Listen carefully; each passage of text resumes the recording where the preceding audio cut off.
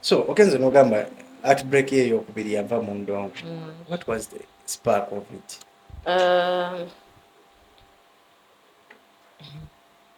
Anak. Bad story.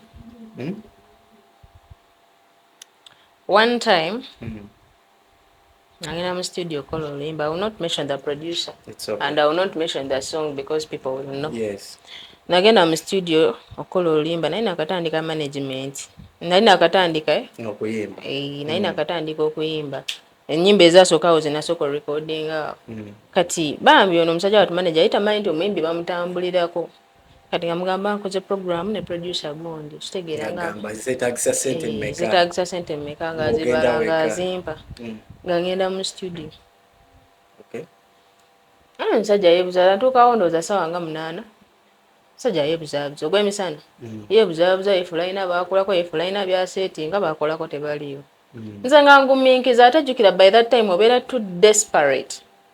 Obeera very desperate. Nga nguminkiriza nga ziwera 12 nga mubuuza tugenda kola ssaawa mmeka nti kolindeko waliwo aleeta ebyuma simanyi naye ng'ebyuma mbiraba mu studio. Nga nguminkiriza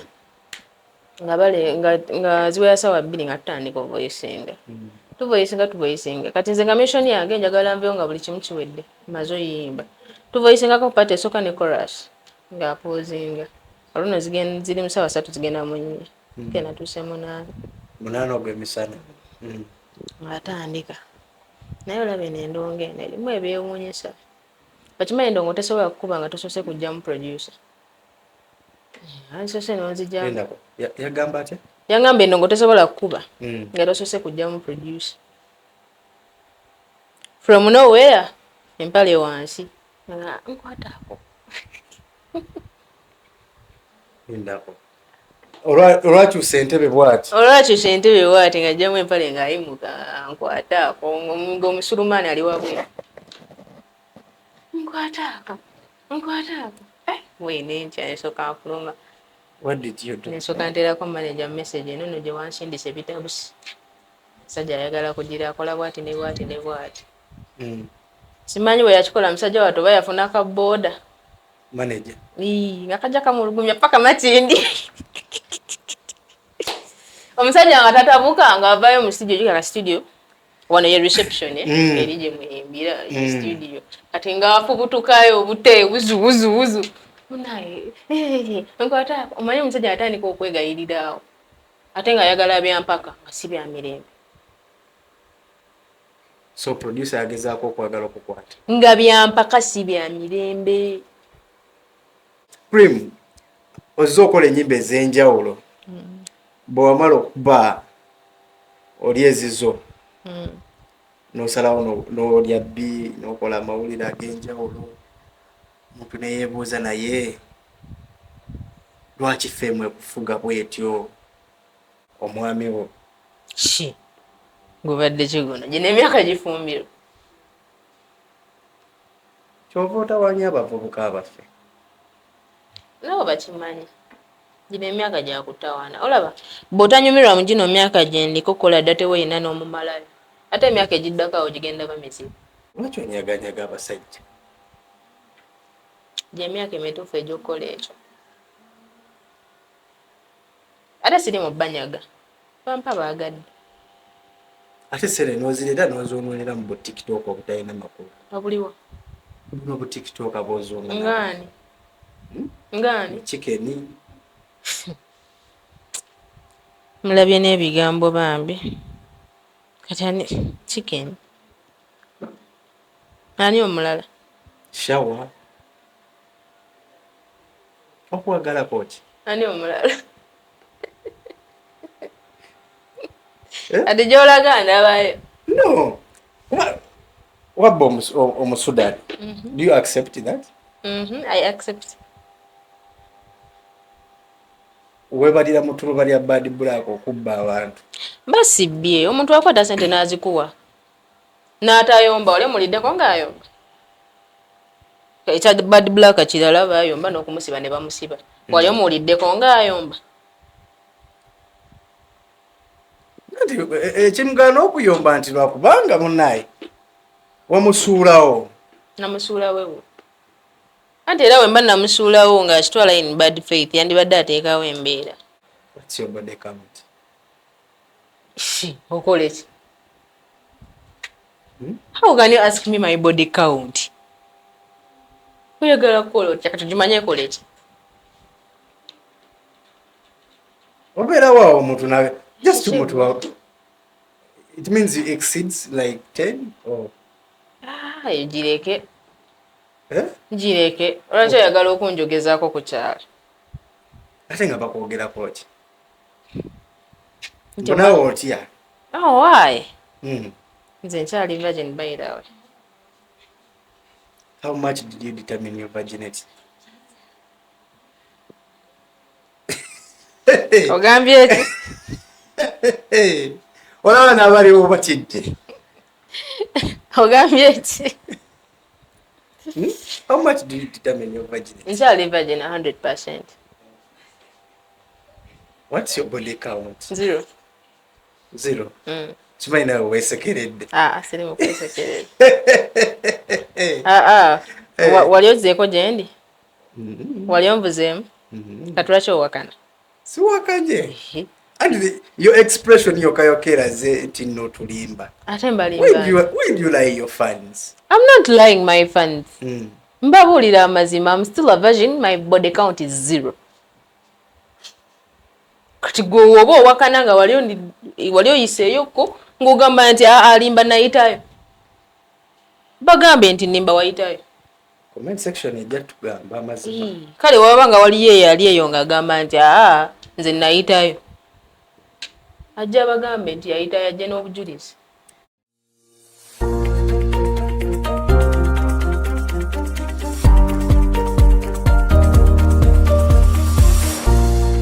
Ground TV 100% entertainment. Omulungi atulaba ku Ground Media UG ate kosa ne Ground TV tugamba okola kyamaanyi nnyini ddala atugamba genda ku www.groundmediaug.com osobola okubanga weegatta to the #1 online TV station mu ggwanga Uganda ate ensonga osobola okubanga ozifuna ddala bulungi ku YouTube kwetuli Ground Media UG ate gwalina essimu yo ya Android oba iPhone atugamba genda downloading app ya Afro Mobile kosa neyo TV era still nawo osobola okubanga okufuna bulungi nnyo nnyini ddala. Olunaku olwaleero nzize n'omukyala ono azze akola ebintu eby'enjawulo twalema okutegeera ekituufu agezaako kukola ki wabula byonna twagala tubitegeere nga tubijja mu kamwa ke ate tusobole okubanga tubitegeera bulungi. Prim, how are you? I'm good. How are you? Obulamu bugamba ki? Obulamu bulungi. Mpozzi obubwo. Okimanyi omuntu bw'akulaba bw'ati yeewuunya. But The life you live on TikTok naawe ng'omuntu akusemberedde. Ekituufu oli ki? I'm two different people. In real life, I'm a bit humble. Social media mba n'eddalu lingi. Preminence yani? Preminence is an artist. Like a normal other artist. Okay. Ella like a normal other person. So I'm not so different from others. Yagwe Preminence. Is it Preminence? Gemanya gamatuufu. Mario names. Bampita Nansamba Sharon. Omwava erinnya lya Nancy. Mu Nansamba. Yes. Ate Sharon sina kye nalijjamu lye lyange. Serya Cream waliwo eyalimpa. Waliwo yali kuwa? Waliwo eyalimpa yangamba erinnya lya Cream likusaanira likugwana. Olw'ensonga ze yalina ensonga ze. Lwaki yasalawo alimpe? Sometimes we tuba tuchuzinga amannya ganeno ge twetuuma atubeerako ne situations. Ogambye nti erya Nancy walijja mu Nansamba omwana ow'engabi. Nsanyusa okulaba sister. Nange nsanyusa okusanga omuko. Oddira ngabi? Alhamdulillah Mukama yeebale kuleeta. At least enfunye we tufaanagana. Awo tukwataganye. Kuba we twogera ku kyeddalu at least kati gw'oba okitegeera. Nema. Kitegeeza kali mu DNA. Nenze siri mulalo nnyo. Oli muki? Oli muki? Ndi muntu mulamu. Abantu balamu tebaba balalu. Oli abalalu nga abantu balamu. Taliyo. So soko tunnyonnyole Cream omuntu okuvayo nagamba nti wait cream. Cream si kekana akabeera ku mata oba ku oil. Cream kekana akabeera ku mata era oli asobola n'okuyita ice cream. Maybe yalaba nga nsobola ovaamu cream nga buli kyengenda oteeka ku mmeeza it will be creamy. Yali musajja yali mukazi? Ekyo tokifaako. Gwe manya waliwo yali mpa yali special. Yali kuwera mu mbeera ki? Ekyo tokifaako. Lwaki ogenda ewala? Omulabi wafaani wayagala kumanya naye bannaye omuyimbi wange yeeyita cream. Cream ava ku kyokubanga ye cream. Nkunnyonnyodde nti waliwo omuntu eyantonerera erinnya nange nendikkiriza nenditwala mu mirembe. Nolitwala mirembe. So Creamness, when did you start doing music? I started my music in 2023. Okay. Natandika ddako, but serious music with recording, having serious videos, it was 2023. Nawe olinga bana bagamba nayimbako mu church? Nayiribako. Manya ebyokuyiribako n'ogenda ne weegayirira producer nteramu akayimba biki namala emyezi 10 nga tannabakakuwa n'akakuwa ng'oluusi ne production enfu n'obeera awo n'okazonza ku bulibrary naye ng'era si kaakabi tekalina kye kagenda kukola. Sijja kugamba nti nayimbako mu church nedda naye nali nyimbyeko mu kwaya y'essomero. Lwaki weegaana ebintu kyekyo? So bwe wava mu ssomero n'ojoininga music oba? Bwe nava mu ssomero ekyoto kyasigalamu ekyokuyimba but nagenda ebweru. Ebweru mu ggwanga ki? Nagenda e Dubai nensooka nkola. N'okola? Kitegeeza kati nali ngenze nga Kadaama. Bwe twogera ku mbeera y'Abakadaama olina experience? I even have a full song. Bakadaama? Nina oluyimba lulamba lwe nasookerako ddala to release in 2023. Very bad. Very, very bad. Nabonaabona nnyo sijja kulimba. It was a very bad experience. What forced you ogende e Dubai? Kukola ng'omuntu omulala. I left school. Nesooka njiribamu awo eby'e Kampala nga bw'obimanyi nga tewali ssente. And I had a lot of responsibilities. I had to take care of my mom. I had to take care of myself. I also had a dream. Nali njagala kubeera muyimbi naye nga sirina we ntandikira, sirina ssente naye nga bakangenda ekolayo emyaka 2. Nkomewo n'akasente kange nga nze ndowooza nja kudda ne miliyoni 24. Wakomawo nga yekyuli? Nagenda ndowooza nja kudda ne miliyoni 24 ntandika okuyimba career ebeere y'akabi. Ekitegeera. Naye nagenda namalayo emyezi egi 3. nadda ninga olubwa lwe bammye emmere. Sokoleke. Nga nkozi. You had a contract? Wagendera contract? Yes, nagendera contract. Nga yabbanga ki? Ya myaka 2. Myaka 2. N'okolako 3. Nekolako emyezi 3. Emyezi 3 just? Bunafu ki? First of all, nja kugamba nti embeera yayo nali sigisobola ng'omuntu. Nze ng'omuntu saamanyira bintu bya kucungibwa. Kucungibwa engeri gye sikuze nnyo n'abazadde bange nti bali awo bancungacunga. Namanyira obulamu bw'okupambana, bw'okweyiribira n'okwetegeerera. Natuuka eri omuwala bw'akucunga, ayomba, akola biki byakulagira, olina okukola kino, olina okukola kiri. Ekyokubiri nze namanyira okkuba essala. Ntuuka eri nga akamere bakuwako bwe kati. Kitegeeza emmere yakulemesa ekyeyo? Bingi. Essala. Okumbonyabonya ne bakaleeti kitegeera okola kakadde nga naye ng'emirimu gy'okola nga akola egya miliyoni 10. N'osalawo okomewo e Uganda? Kanzireko ewaka. Kitegeeza nti gwe tewatunuulira nti nno oba nga bano abaalabe bagamba nti oba bamukalubayiza nti oba bakutte oba bakusabye eki ne just mmere nakucunga kyekyakugjayo? Mmere nakunchunga samanyira nnyo bintu byakunchunga. By the way, the full experiences in the song bingi. The full experiences in the song. Wakwaliko ne babaawo ng'ayagala mujjemu ate nze siri muntu waali. Awo badde njagala obuulire ekituufu. Baba yasaba oba? Baba ng'ayagala mujjemu ate nga byampaka. Ate jjukira ebiseera ebyo ng'okyali kato. Nali nkyali kato, then waliwo ne gundi. Ono yalinga uncle kati babateeke no mu boys quarter.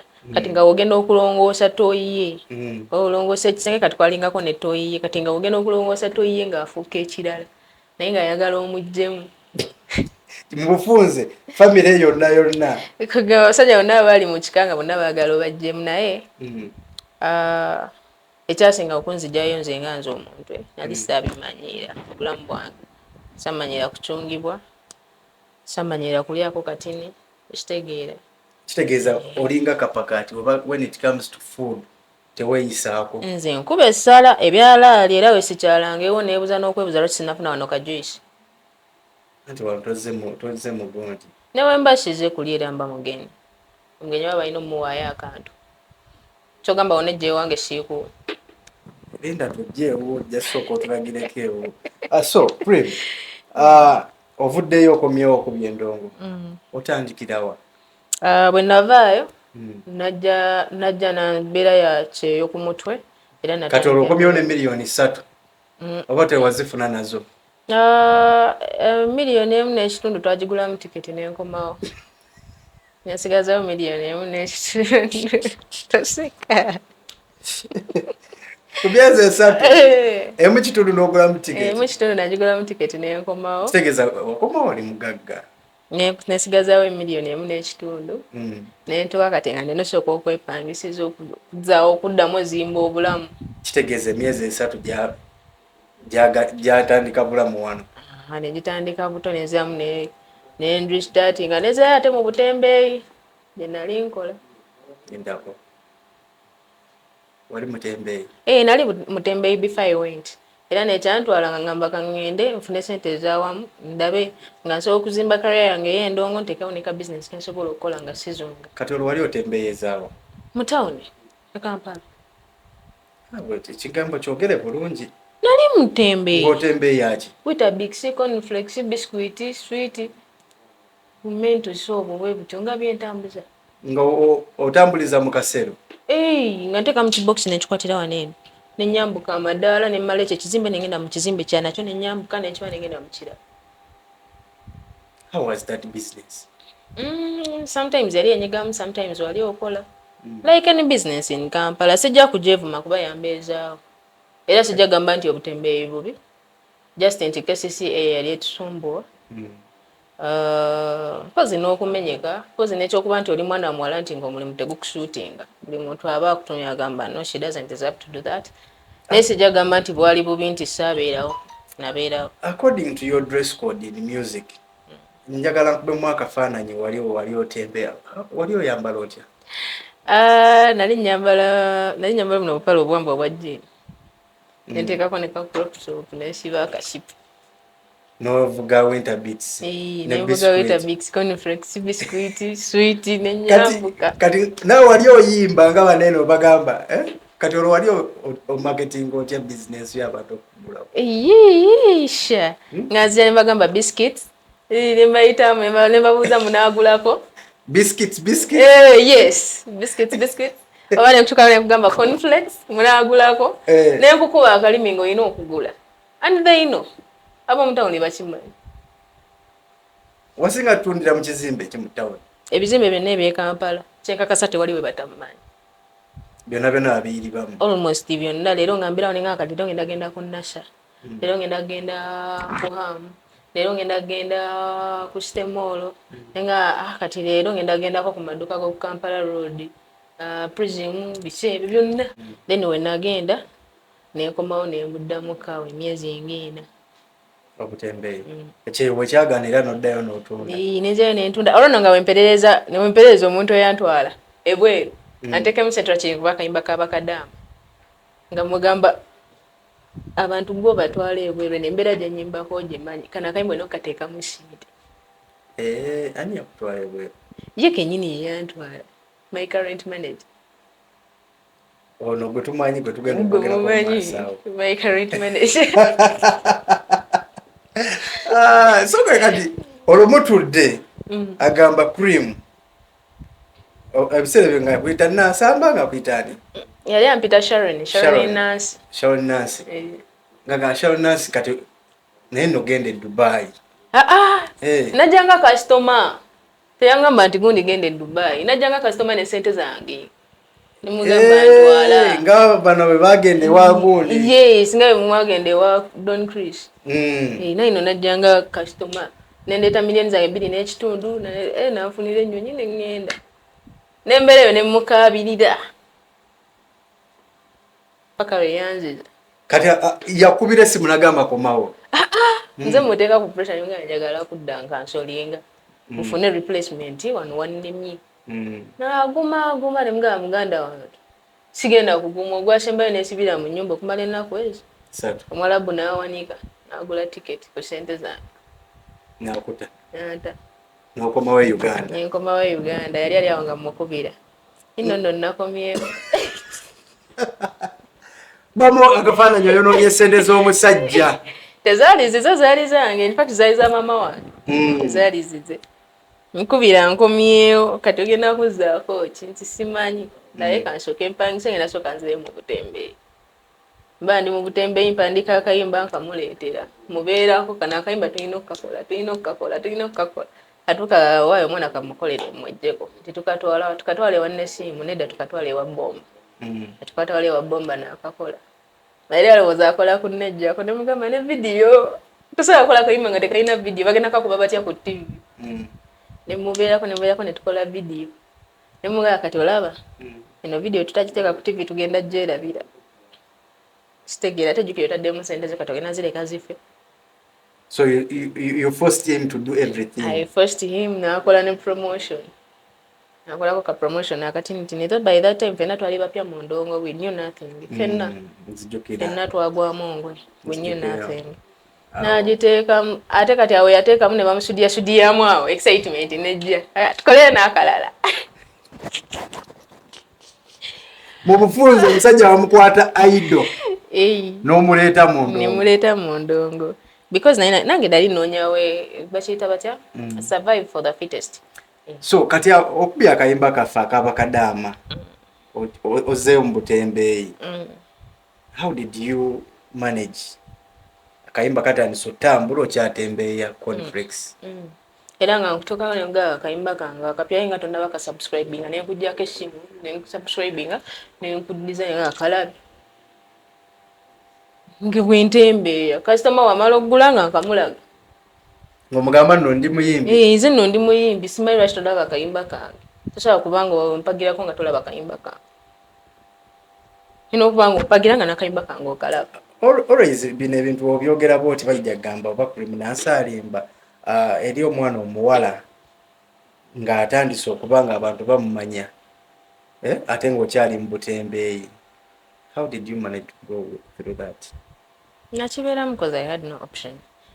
Because by then nali sinakakasa oba manager wange ali ready to take me in oba okundabirira byonna ku patient yali agwamu kigulu ekitegeere and at the end of the day I had to survive. Naye omusajja nga wamuyisa bubi ate baki wamwesasuza okutwala e Dubai. Samwesasuza namusaba As who? Samukaza as omuntu gwe watwalako ku kyeyo n'abonaabona nga these people need justice. No, so wali ogezaako okumulaga nti business gy'okola otwala abantu ebweru. There are some challenges sigana gikola it is good because you need money ekyokubiri n'abagendayo baagala naye ate waliyo ebintu ebizibu ebimu abantu bye batunulako ne bayibuusa amaaso and ekyasinganga okunnuma kubanga omuntu agumye for 2 years kubanza n'emyezi 3 gyagaana naye omuntu agumye for 2 years n'akomawo ng'oluusi akasente abadde akaweereza Uganda nga bakalidde kyekyasinganga okunnumya omuntu engamba how can someone agumira embeera eno yonna bweti ate n'akomawo Uganda n'atandikira ku zero nga te sente yazikola ekitegeera kati nga kyekisinga okunnumya omuntu nga I feel like walina okubaawo ekikolebwa maybe kale kanyimbe wakayimba ensi ekawulire maybe tomanyi abatini balikibuka abataliyagala balikireka but nga nze nina kyenkozeewo so that was my passion so sente nali mwesasuza naye ng'ekirooto kyo kyatuukirira. Kyatuukirira kuba kayimba gye kali ku YouTube and the message is there. Yes. Anytime any day omuntu asobola ogifuna. So akayimba bakayitani naliyo so gwe wenna atulaba osobola okukebera akayimba ka Criminance naliyo n'omanya ku life y'ekyeyo. So bingi by'ozookola ovudde ku bye naliyo dira okufulumya is it bamuteeke but that song etandisa ne B balikoleza kewazaako no nina bwe nazazaako awo then balikoleza bwe najja like 2 to 3 songs then balikoleza bwe nalyoka ovudde mugondi mu butembeeyi ogamba kati nfuse muyimbi awo nyini we nateera n'obutembeeyi kuba balikoleza n'obuvaamu nembuvaamu n'osalawo n'ogamba ng'olwo manager akakasizza nti ekino nakisobola ng'afunye n'okusanyu bada nsifunayo ku booking n'agamba no wanajja kola wanajja kola ekuba twali twakakuba akayimba kasaagala nga katandisa oleeta ku booking kani kuddako balikolezaawe mwana ajja kola n'osalawo n'oga butembeeyi mbuvuddemu mugamba manager sigenda kuyima nga nkola butembeeyi gola abayimbi bannange batembeeyi kati olwo omulimu n'oguvaamu nenguvaamu kuba ne guno gwenkola nagwo mulimu so you decided nogaga let me do music as a career yeah no concentrating on music yes kati nkolagana ki joina ne manager wo manager n'osuulawo omulimu n'osalawo fuuka ekireereesi asafuuka kireereesi nasalawo nconcentrating ku mulimu omulala. This is also business. What do you do for a living? Music. Apart from music, toinayo kintu kirala kyokola? I do music for a living. How do you manage okubanga afuna daily income? Manager? Like ebisinga manager abikola kusasula nyumba biki then ne bookings nfunayo ko okumbeera nosobola okusurviving. Abole nga bakuyita soko gyokoleno jangu koleno ebulamu nga butambula. Wasalawo okujja mu music olina ebintu ebyenjawulo byozookola ebireetedde okubanga erinnya Criminance livuga n'okubanga lyogerwako naddala ku mukuto gwa TikTok. How do you choose to do these things? Ng'ebiriwo ng'okulya bbi gosobola omulya video yafuluma ng'oli mu kulya bbi okakasa nali mulya bbi wali olyaki bweko gwe wali olaba amaaso go gakulaga nti ndi mu kulya bbi. Ekisooka kya byonna wali mu kazambi nali mwala sali mu kazambi nali mwala. Sooka otunnyonnyole ojja otya kale ogenda mwala? Nali nkola challenge z'abalikoleezaawo era nakola nnyingi.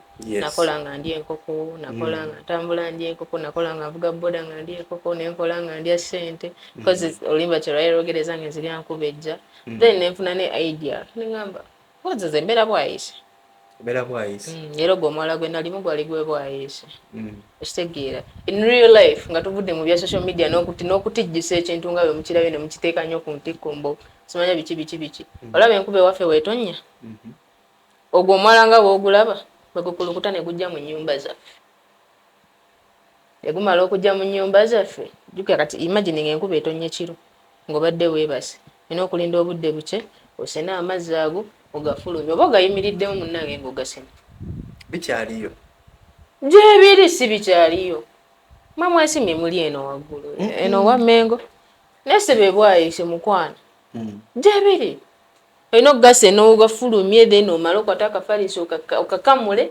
obudde buke okateeke mu musana kakale oddemu weebake ekitegeera kati ekyo kye nnakola eri ewaffe tubanga abawo kyewali okola before oba nakati just kati nti obulamu bwakyukakyukamukko naye kye nali nkola before. Kitegeeza nti gye twagambiranga nti batuke n'okugamba nti amazzi ge bwayise gakutwale you were there. How was the experience that day? Very bad. That's what I can say. Very bad. Nengo obuzibu bonna era ekanisa kivaako ogwo omwala because gutuuka ne gujjula ne gublockinga nga tegukyatwala mazzi ekitegeera ate eza we nalabanga okutuula mwala okulya enkoko yange tekirina njawulo gye kikola ng'ate okoze ssente zo. Nkoze ssente zange ntudde mwala ndya enkoko yange because era amazzi we gajje mu nnyumba ewange gajjanga paka mu busepiti bwenfumbiramu emmere naye nga galimu bipampa galimu biki byonna gwino ogasena gafulumye kati nze wange kyali tekikola era sisuubirako mwana wa bwayise asobola commentingako eyo video ng'ofulumya yali ali asimanya biki yali ali mu kazambi nedda but they know the situation. okuba nti abantu ku TikTok bavayo ne bagamba nti Criminansi yalidde kazambi kyakuyisa kitya? Kya frustrating amu sijja kulimba era nagendako mu ka depression ge mazima kuba si kye nali nsuubira nti nkoze content nga normal content omuntu yenna gwakola naye nekijja nekifuuka content gwe nali nkoze in good peace oba in good faith najja naafuukira akabasa so kyantwalamuko mu depression but still I had to stand nga sina kyaka gwe tomanyi kyekitegeeza kutambula ku street okwo uyo I would feel like kuba njagala ettaka limmire so namalako omwezi mulamba nga saagala kutambula njala beera mu nnyumba. Of recently twakulabako kubamu kubagamba nti walya bbi era n'ogendayo. Did you choose to do that? Oyagala mukakasa nti tewalya bbi oba omuwala gwasisinkana n'agamba akuvumu? Sometimes twanyigira abantu abamu bagoberera bagoberera lukalala sagendayo nti njagala mukakasa nti nalya bbi nedda nagendayo mulaga nti nemu ekyo musobola ovaamu ekirungi I can also support you regardless nti gwe wayogera kino nze saakunyiigira because oyinza okuba wali ogoberera kyali ku TikTok okitegeere kyabanje kuba omwana naye simumanyi tamanyi okitegeere naye naye kyamukwatira eyo najja n'ayogera so kati sisobola anyiigira social media kikyeyogedde because nekya busobola okutya era balina kyeboogedde kibimama ngenda nyiigira ensi namba okitegeere ne just nakikola bukozi sayina nansonga lwaki nkikola ge mazima sijja kugamba nti nakikola lwansonga bweti oba bweti nakikola just content si content z'omutima gwange gwangamba kikola ngendo surprising oyo muwala ani adirectinga video zo zinene za TikTok because akuwa concept ezo tuka kuba newunya jojo obuvumu the beautiful girl like you know salawo nogamba nti kangende mwala video za TikTok ziba ne ba director ekyo mbadde sikimanyi nze concept ezigira bugizi mu mutwe nga kati tugenda kukola kinene ne mu recording nifuna wakamera wage ne tu recording akana akola kajja kukola swi kyali so disgusting kulaba ng'oli mwala embeera bwe yali. Do you regret okukola video eyo? I don't regret. Was your message passed? I'm not sure if my message passed, but I don't regret because nakikola nkyagala and maybe somewhere somehow nekigulawo n'amakubo agamu ekyaga by the way mu buli kibi mubaamu ekirungi ne mu buli kirungi mubaamu ekibi kitegeera so kiina amakubo agamu gekyagula tege nali sisuubira era nina ebirungi bye nnakwatako by then bye nali sisuubira so sijja kukyejjusa kuba omuntu watuukira okukola ekintu ekyo omuntu ayinza okwebuuza Nancy, how far can you go for fame? How far can I go for fame? Like how? Nti nagamba nze nsobola n'okukola kino because ekintu kyewakola kyonna it was all about fame. It was all about content. Anyway, I can do anything kasitamba nga seeyambudde. As long as sibalaze ebintu byange bya munda. Munda ki kyotegeeza? Kasitamba nga sibasitamidde. I can do anything. Kawa sitabadda. Nasitamadde. Obadde si. Kyokka olinayo akatambi kange. Why? Manya gulibolo. Nedda. Nedda. Awo wo. Mpoze tomanya. Boyogera bwotyo. How do you determine your decency? Like being decent? Like how? Enyambala yange? Yes. Sijja kugamba nti nyambala bulungi ekiri awo. Sijja kugamba nti bwe kibanga kyetaagisa kwambala kampi nkambala bwe kibanga kyetaagisa kwambala kiwanvu nkyambala. Olina olugoye oluwanvu? Nziyina. ekibanga kyetagisa kwambala suuti njambala but kubera ni mu suuti naye suuti ya bitundu. so this is how my designer chose. Okay. Bwenti bwe nina okwambala for today era namunyonyodde gye ndagala ngamba today ogenda kwambala bwoti. Okay. Bamuyita Elke Fashions. So this is how my designer chose I should wear today. So sijja kugamba nti endongo gye nkuba nze simbanga Rema togenda kusanga nga nyambadde nga Rema. Ekitegeera era endongo gye nkuba gye style gye nyambala. So that is how decent you and are. That is me. That is me. Ne mu bulamu bwange obwa bulijjo by the way. Yes, era ku kyalo tusiba tuyomba n'abantu. Basiba bakayana nange. Ovojja mu bantu webikkeko munnange. Nze kennyini nange ndi muntu nina ebizibu byange ebimmala. Kati mu abantu tukyafaayo. Ate kati nze ani angulira omugaati ani afaako. Mu bufunze olinga bali abagandi tokyaswala oswaza buswaza. Ogenze nnyo ate ani gwenswaza. Sina gwenswaza. Ekitegeera sina gwenswaza kuba sina afaako. Okujjako manager wange. Singa manager wange akera kumaca n'angamba manyi nansi. Lekera okwambala obuntu obumpi. Nti lwaki nsonga bwete ne bwete ne bwete. Nja kukiwulira kuba yanteekamu akasente. Era olumu enjala webiba binkubye nga manager mwana omugaati tewali.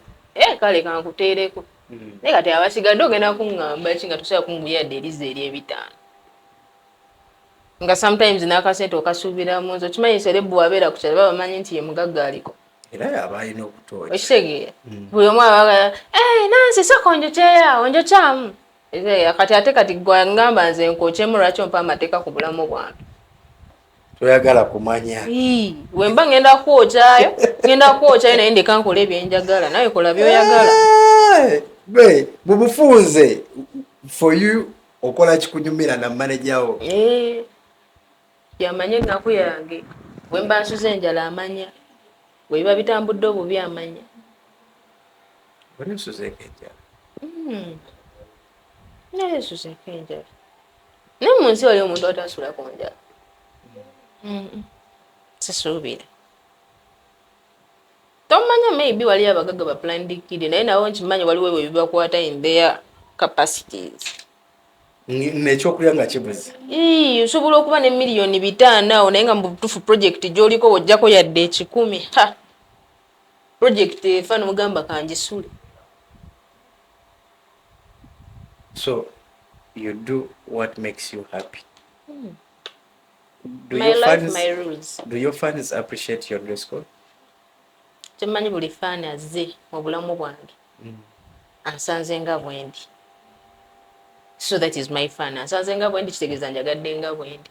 Omuntu atanjagadde nga bwendi, that is not my fan. You don't give a damn? Ate era sijja munyiigira. Sijja mufaako naye ate sijja munyiigira. Kuba buli muntu waddemba okwagala kyayagala. Byonna tubyogedde naye sinnawulirako kuli munansi bwagamba nti kale maama omwogeddeko nti maama waali. Siwulirako nti omwami wo. Gubadde kigona gye n'emyaka gifumbiro. Kyova otawanya abavubuka abaffe. Nabo bakimanyi. Gino emyaka gya kutawaana. Olaba bw'otanyumirwa mu gino myaka gye ndiko kola dda teweeyina n'omumalayo. Ate emyaka egiddako awo gigenda bamizibu. Omusudaani ekitegeeza amusuulawo. Omusudaani aliwo. Era namwe musiima ebintu. Ate omusudaani wamumanya ddi?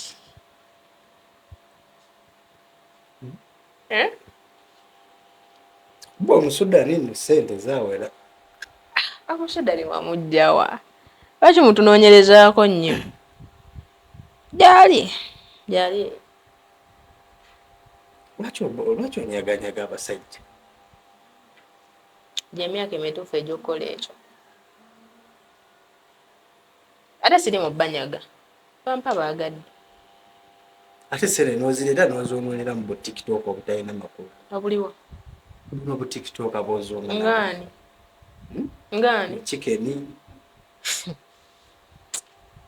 mulabye n'ebigambo bambi kati ani chicken ani omulala Shawa okwagala koki ani omulala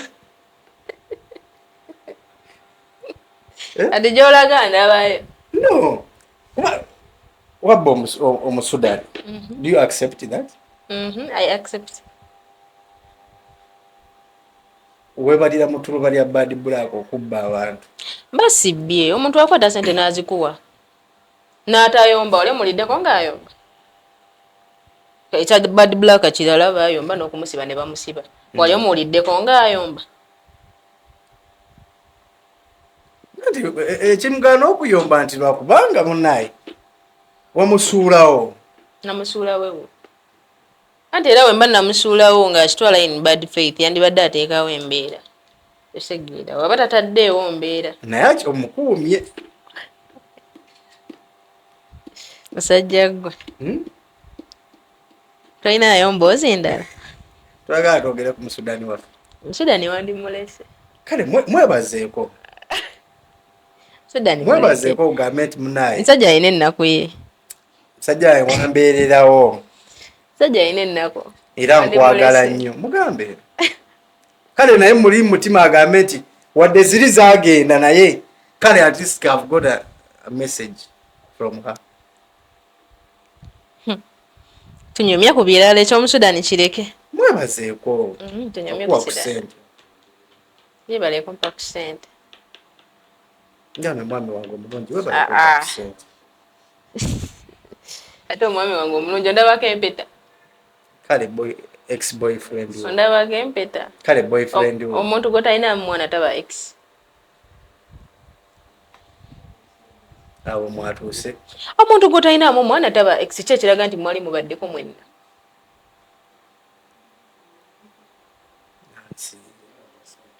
okwatirwa ku basajja ekisa ate okukwatibwa ekisa kitegeeza kufuuka ex wa no like the way you n'omuntu abaddewo toyagala yadde nedda let us give people their flowers muwe ebimuli bye oba tukuwe kino kyoba omuwa omusudani muleke ye lwaki omwesibyeko mukuwe omwagala mukuwe ate ndi mufe mutusi kati muleke oba tumuwe mugandawo sinayo kati muleke omusudani naye nga you appreciate him nze buli muntu aze mu bulamu bwange n'abaako eddaala lyanteekako however small it is, however big it is, organizing or recognizing kyokka it is a pleasure ng'omanyi abaana abaliyo nga banoonya ka recognition kati ne bwe kati nga tebakafuna kati ate omuntu aze n'akuteekako eddaala kitegeeza okkiriza nti alina step kwe yakuteeka nze buli muntu ajja mu bulamu bwange nga alinaku step kwanteeka definitely I have to appreciate them naye bambi yakola abeere gwe I appreciate you yakola Sudani yakola naye emmotoka yagindeke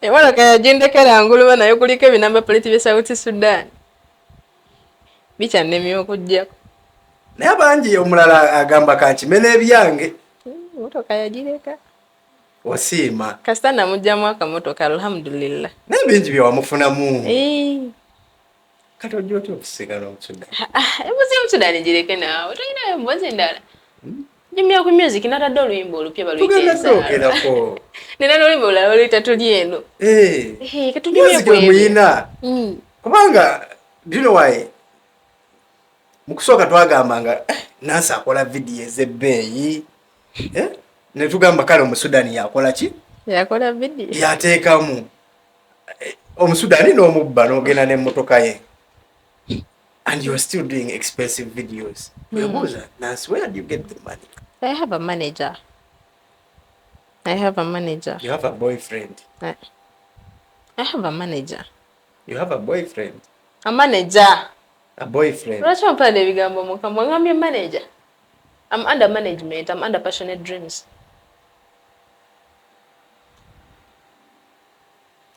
osobola okwogera amazima I'm under passionate dreams njogera mazima mulimu abayimbi bameka ndimu omwo abalala bajja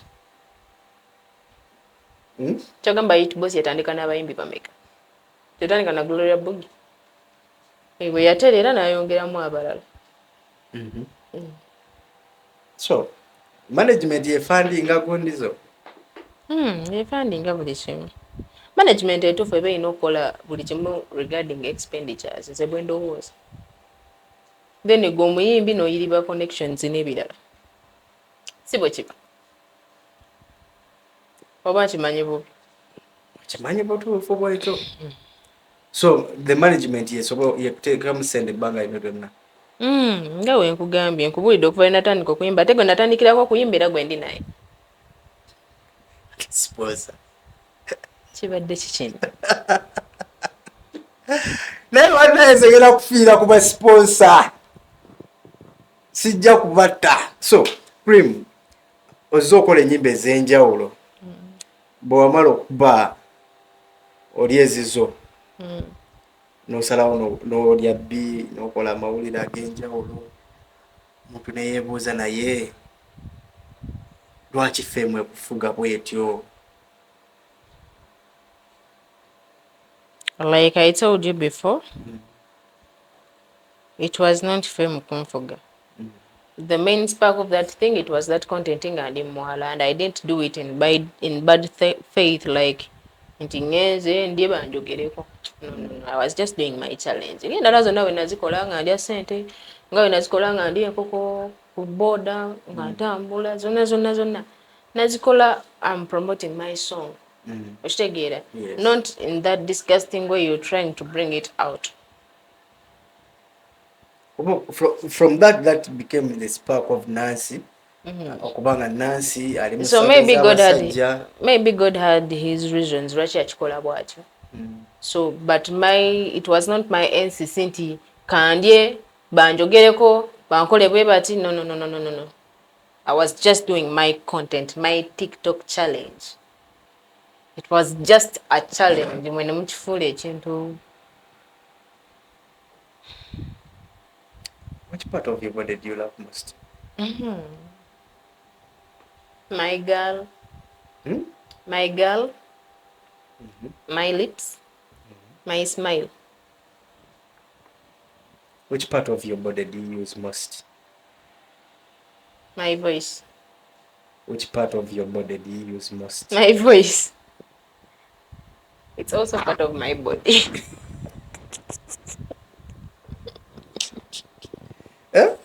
My voice. It is the one you use most? Yes. Which is the most misused part of your body? See now. Buli kitundu ekindi ku mubiri nkikozesa njagala. Buli kitundu kikozesa oyagala? Buli kitundu ekiri ku mubiri gwange nkikozesa njagala. Tewali kitundu kye ngamba nti kino bakidibaze oba bakigajambudde nedda. Have you ever been there n'ogamba nti you are heartbroken?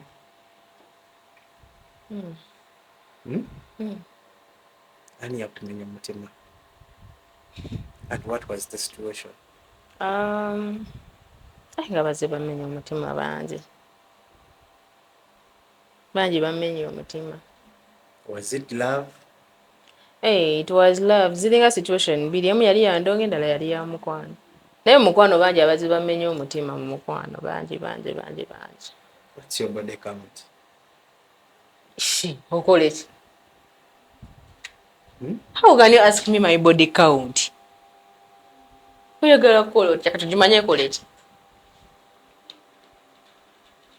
Obeera waawo omuntu nawe just omuntu waawo. It means it exceeds like 10 or gireke. Gireke. Olwaki oyagala okunjogezaako ku kyalo? Ate nga bakwogerako ki? Naawe otya? Oh, why?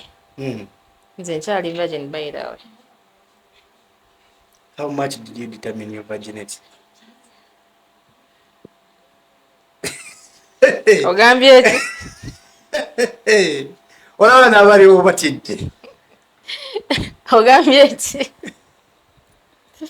How much do you determine your virginity? Nkyali virgin 100%. What's your body count? 0. Kimanyi nawe weesekeredde. Siri mu kwesekerera. Wali ozzeeko gye ndi? Wali onvuzeemu? Katulaki owakana? Siwakanye. And your expression yokayokeraze nti nno tulimba. Ate mbalimba. When do you lie your fans? I'm not lying my fans. Mbabuulira amazima. I'm still a virgin. My body count is 0. Kati gwe oba owakana nga wali oyiseeyoko ng'ogamba nti alimba nayitayo. Bagambe nti nimba wayitayo. Comment section ejja tugamba amazima. Kale waba nga waliyo yali eyo ng'agamba nti nze nayitayo. Ajja bagambe nti yayitayo ajje n'obujulizi. So okenze n'ogamba outbreak ye eyokubiri yava mu ndongo. What was the spark of it?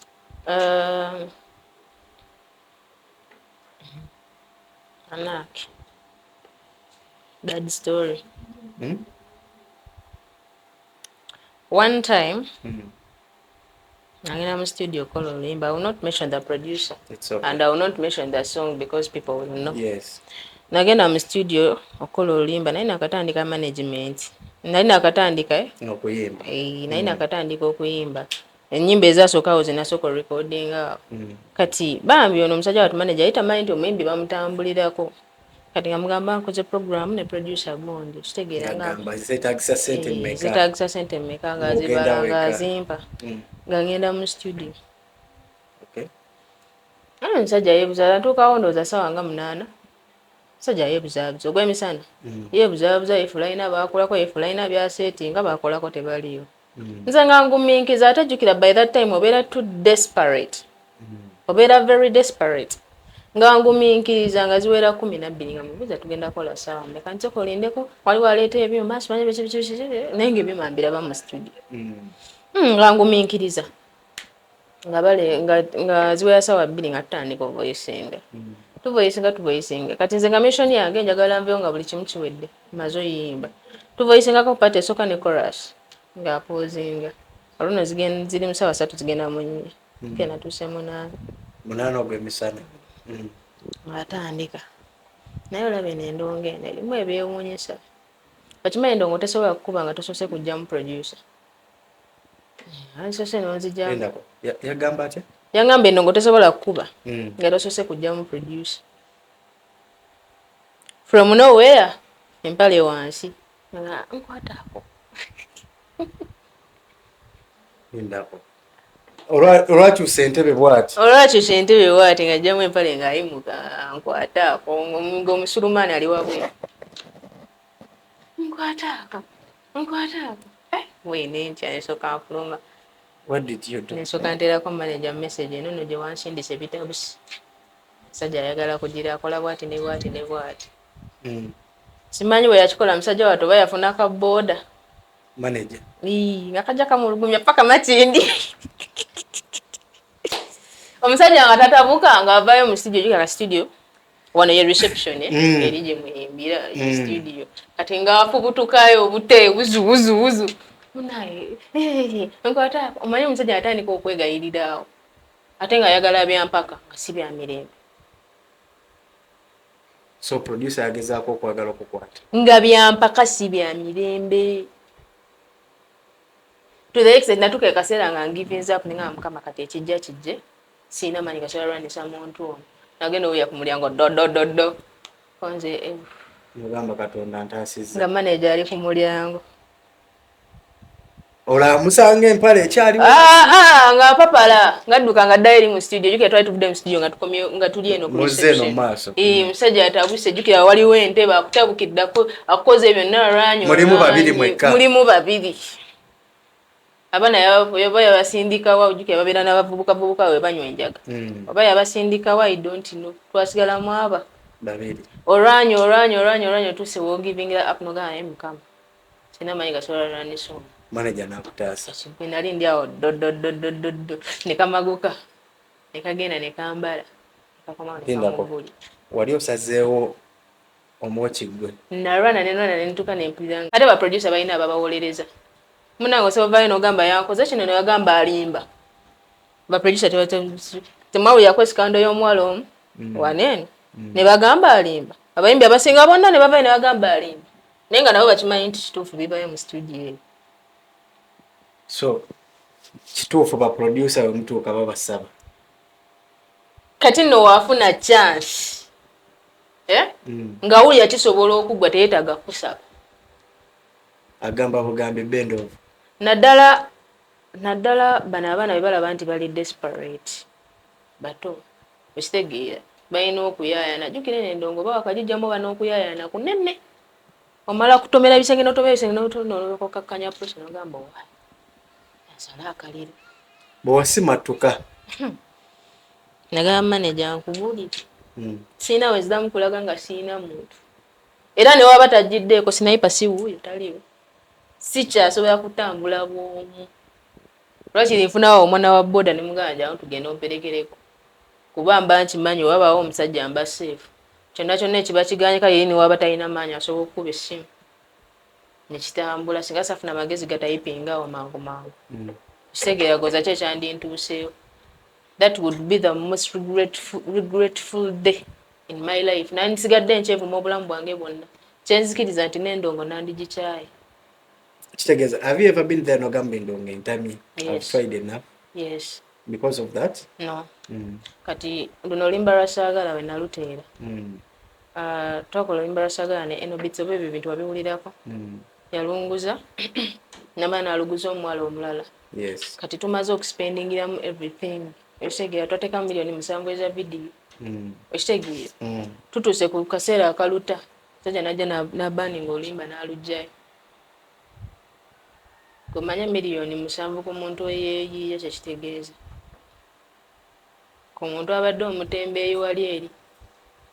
Omuntu najja nabaninga oluyimba n'alutwala. Oluyimba lwa saagala. Nga lutandise okutambula bwerutidde wano nga lusukumi.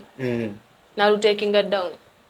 Naye nga jjukira ebyo byonna twabikola before nga tavaayo kugamba nti oba owaayo ki. Ekitegeera nti oba olimba naluguza omuntu omulala oba ki oba ki oba ki.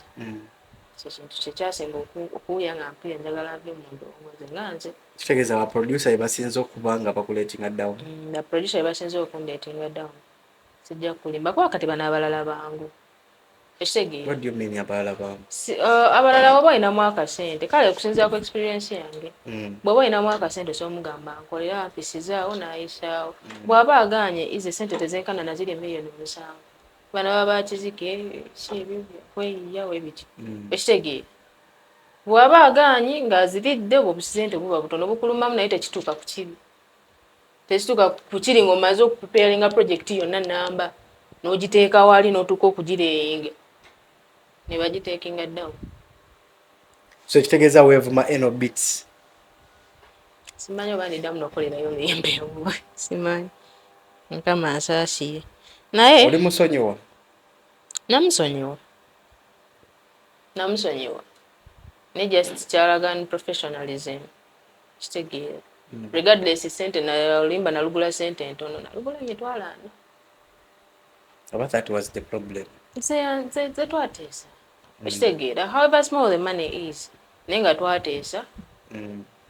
Kitegeera. Nafunawo miliyoni 1.5. Nalumuguza. Ekitegeera. Najja naŋŋamba. Kale yalumuguza najja naŋŋamba. Olimba ngenda ddutunda. Tolukola. Nenga olimba nalusasula n'endumalayo. Ndwagala olimba lwange.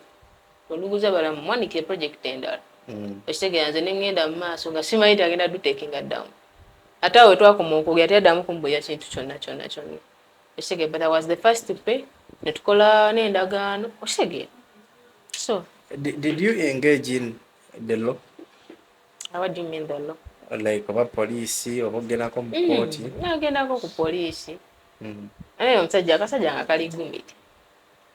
Nagendako awo ku poliisi nga nyawo bitwalako mu kooti naye nga kali gumiti. Kati Enobits kyogenda omukola mu ndo. Kyogenda omukola. Oba toli muyimbi ali established. Kati nga wali we nali kweyo level gye nali etandika obutandisi. Kiki nali nina okukola, kiki nali sobola okukola Enobits. Nga ne wenjogera obwogeza amawulire tegasobola kutambula. Okitegeera. Nga tegasobola kutambula ensi ebiwulire eva kati woneno ninamu nno kasi. Nsobola okwogera abantu ne bawulira naye luli nga ngenda kwogera ki. Kati nsente mmeka ze ngenda okuwa poliisi eno zaatasobola kuteekayo ebintu bifiire awo.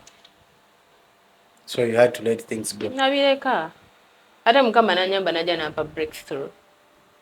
So yanampa balikoleeza kitegeera kati obudde buno wabula siiyoya kijja kulimba simulinaako buzibu nakita but tekijjaawo nti kyannumamu. Did you regret joining the music industry? Right now, no. You don't? What will say, are you seeing progress? Yes. Or industry? Bw'oba olaba progress ne bakira ku makya ne bagamba Criminals tukuwaddemu obuyinza mweno industry, what one thing you could wish nogamba kineno kikyusibwe ng'olina obuyinza negamba kimu bwe kiti gwakulembera endongo eno? What is that one thing you could change? One thing I could change? Nga bingi. Wabaawo kimu nogamba kineno okuyisaawo kino nina kukyusa? Nga bingi. Lwakuba mpuliranga munzi abasajja banalowooza nti mbajjonkedde. Lwaki ogamba bw'otyo? Abasajja bajja lowooza mbajjonkedde. Lwaki? Naye nga sensobola okugamba music industry eno sofa eri too fake somewhere somehow. Naye tukireke. Tell us that one thing you could change nogamba kineno obuyinza babumpadde kino kikyuke. Tukireke. Tusigale nga tutambula bwe tutyo oli mu mativu. Siri mu mativu naye tukireke because ate bajja lowooza mbajjonkedde abamu bajja lowooza ntutte sides. So no, just say it. For the good of it. No, it is just the opportunity given nti Criminals kati gwakulembera endongo oba entertainment industry yonna gwagikulembera kino kyesaagala. Tukireke. Tolina kyokolawo. Kinene tukireke. Obuyinza bwe banaba babumpadde. No, kati tuli mukuwadde essaawa eno. Temubumpadde ndeka. Bwe banaba babumpadde, I will do it. But right now temubumpadde. Tebuliiwo. Buli mu bigambo. So, and I have people I don't want to offend. No. Olw'ebitiibwa bwabwe. Mubaamu omuntu n'ogamba. N'ebinene bye mbasuubiramu. Ku ndongo eno, singa kino tekiriiwo, singa industry ina weetuuse.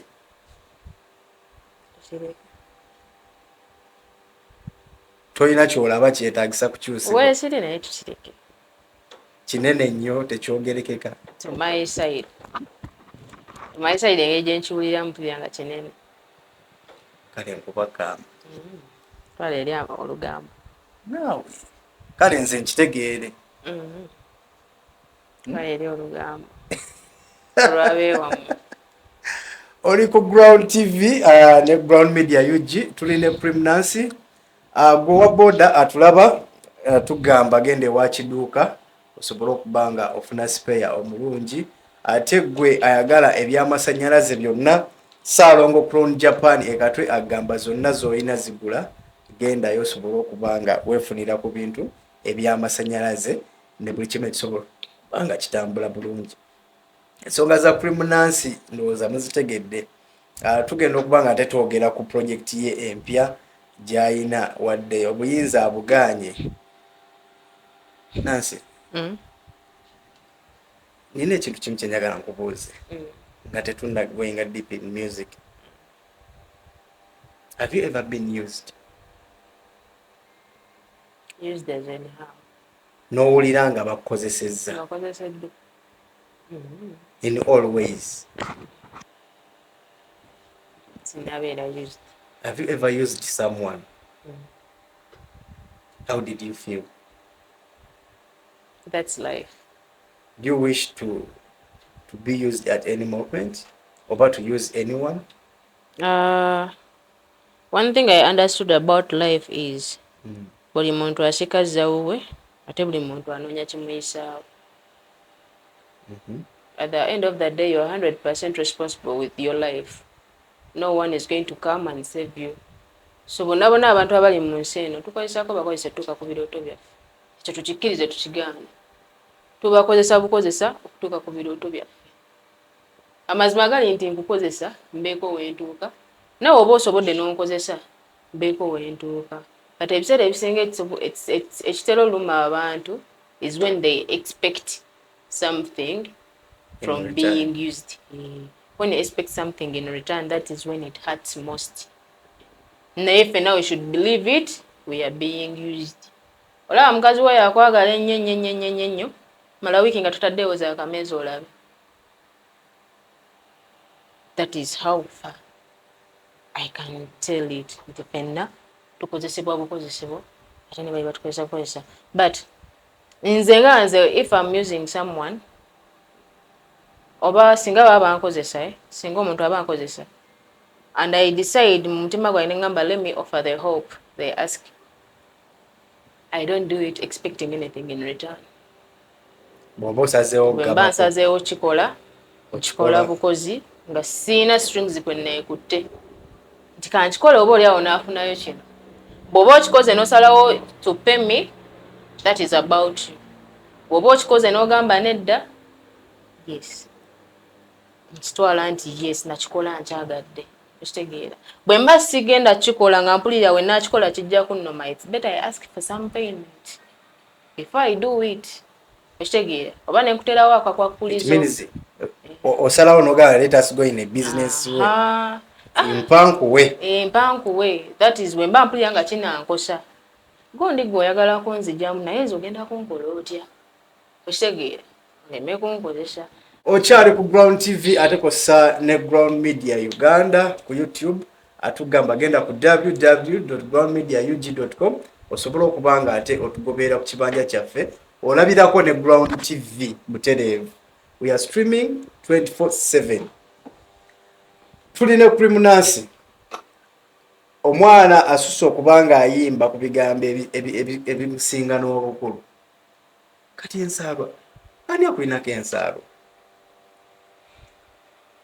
Like I told you, nze wemba njiyo oluyimba. I don't base on my situation. So I just create concepts. Then sometimes entuno y'abantu bembeera nabo, embeera mwe baba bali, that's when I create music.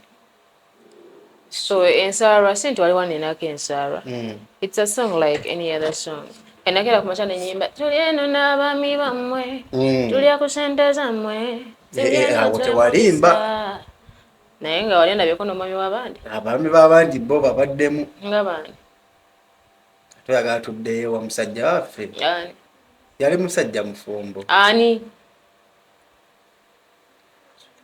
Ayi. So nze saagala basajja bafumbo. I don't like married men. That is for me. I don't like married men. The moment you tell me you're married, atandika okwenoonya sinagayirwa ashidi sinagalwana n'abakazi. Kitegeera. So saagala basajja bafumbo, but I sang that song because my friend do it. Bachali bange babikola. Kitegeera mba mugenze mu motoka bela naka akagambo twali mu motoka. Ati twali tugenda ku show. Kati abaana b'entambula nabo waliwo abali tebagiddemu nga basigadde waka like twabaleka in a hurry. So omunaako mwana muliwa mwatulese bizibu kikali ne kamugamba katuliana n'abaami bammwe, and I was like that's when nafunira olima nengamba that's a big tune. So nengenda musije nendukola. So even nensaara sijagamba nti waliwo ninako ensaara nedda nze siri muntu wa buvuyo and nze newoobonda ze nti onyigidde nze sikunyiga. I don't give back bad energy, but it's a song as well. Era nkimanyi wali abantu abo abali eyo nga wali ababalinako ensaara, wali abali mu relationship nga bajja babe tebabaagala, wali abali successful mu mirimu nga bwe bacompetinga nabo tebabaagala. Kitegeera. So I created a song to fit that situation. Kuba tetweyimbira ffe, we sing for people. Tuyimbira abantu abali. So mweno project yempya lwaki era still ensaalo eno oyinza okubanga nansi olina ekintu ky'otuulidde ku mutima nga olinza olunaku lw'onaagamba I'm a clean person. Nedda. Era bwe kinaabaayo mujalaba nga kivuddeyo naye clean in which way? My heart is pure.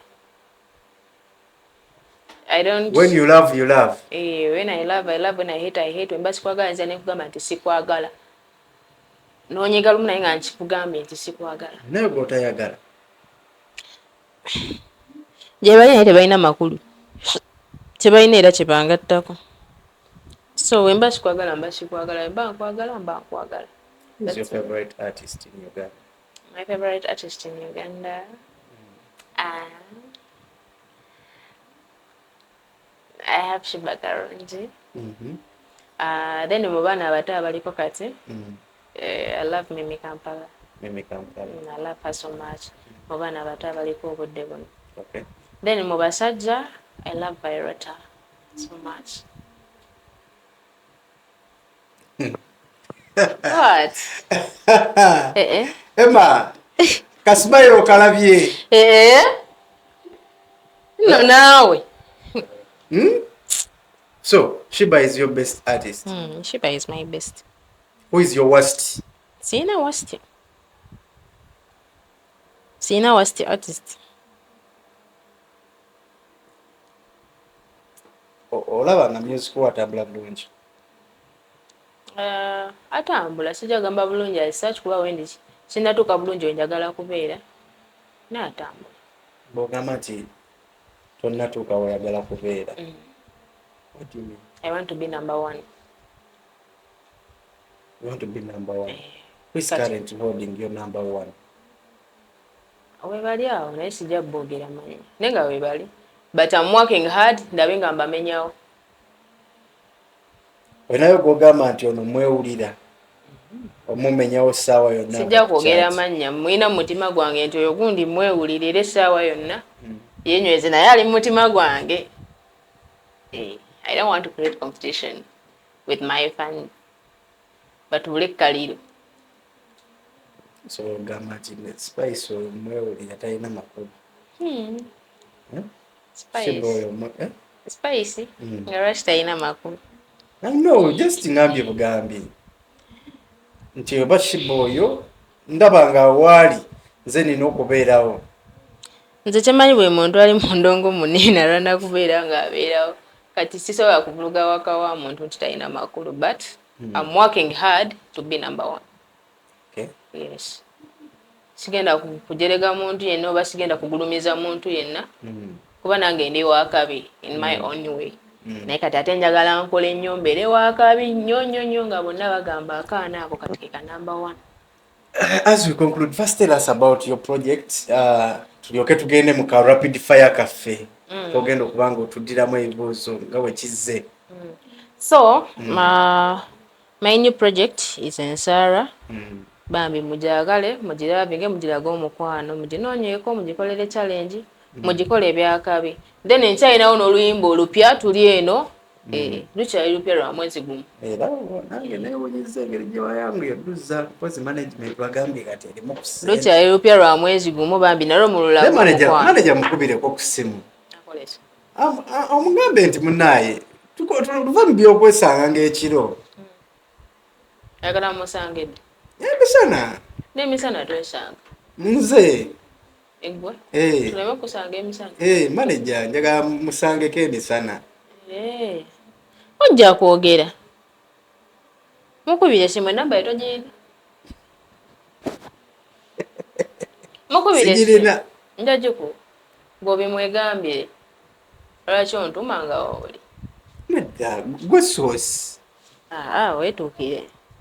Ekirungi ekinyusi nange nkikuwadde ngenda kuwa ennamba y'essimu. Otuukire ddala ku kinyusi. So, Nancy, Ensarwa. Kayimba kapya. Kanaku. Ndowooza video officially efulumye leero. Officially tukatadde leero. Tudde. Era waneeno. We tugenda okuviira waneeno nga ku mpewo kazannya. Era waneeno we tukabikkulidde, we tukagiddeko akabubi. So officially oluyimba luteereddwa leero. Mu lukiisingi, mu lulaga omukwano, mu lunywegerenywegere, mu luwehaaga. Mu baganda wali akulinako Ensarwa? Sina baganda bange banzaala omwo. Mpozi ewa taata, naye mama wange yanzaala omwo. Kati kugamba nti tolina baganda, kitaawo yakuzaala wekka. Anti mpozi ewa taata. atata abatata sibakulidde emunye sisubirayo muntu kumbaako nansala osobola ofuna ensala ku muntu gwotamanyi ekyo kati tewaliiko nina nsala ani akulinako ensaalwa ennyo tewali nakugambye luli luyimba just it's a song era wanaabaayo mujja kumulaba trust me wanaabaayo nga ninako ensala mujja kuba muli awo nga yeereesebwe kicwi kale tulina criminals ate tugenda mu kanyomero kaffe aka rapid fire questions wano wetugenda Justin titugamba bugambi gwe n'otulonderawo oli ready kale nga ntidde tutya sibizibu tugende coffee or tea tea heels or sneakers shoes Kampala or the village Kampala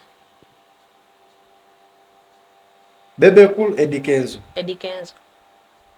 Chameleon Bebe Cool Chameleon Bobby Wine Museveni Bobby Wine Museveni Bobby Wine Muhoozi Bobby Wine Besigye Bobby Wine your dad my dad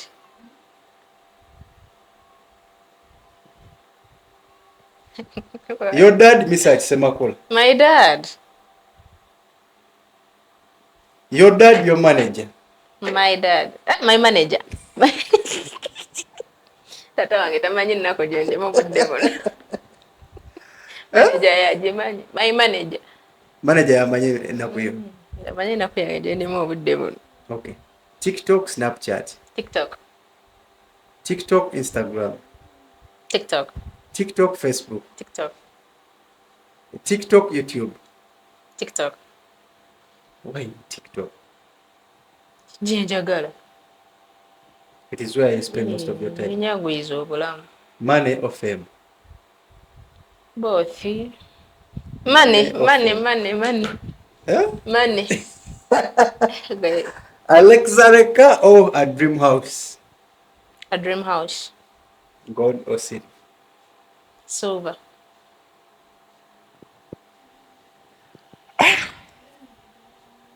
you don't prefer gold yet gold is expensive it's expensive naye njagala silver look at me sitera kwambala gold simanyi simina mna appetite Kibirige or Marvin Tattoo Kibirige so ketwogere who pierced you aliwo akaana awo sikamanyi nalinnya ngenda kakulaga kakuba esimu yange bagitutte have you ever been there n'ogamba nti teta kakulage ku simu eyo akaana ki kaliko ki ku TikTok nakalaba nga bw'onoonya akaana how many piercings do you have on your body 1 2 3 4 zokka akalaala tokayina kondeka nebira ddala ng'oyinza ofuna obujiji byonna bonna muntu omu kitegeeza yabimanyi eyo yakuwummula si muntu omu you said you have how many 1 2 3 4 you have only 4 ondabako endala endako ndabe 1 2 buli 6 tulina pregnancy era nga atunnyonnyolamu jja neye even those of the sad moments kaana kaneeno ate buno tobuyina ashibwina nyinza obuteekayo essaawa yonna kuba bunnyumira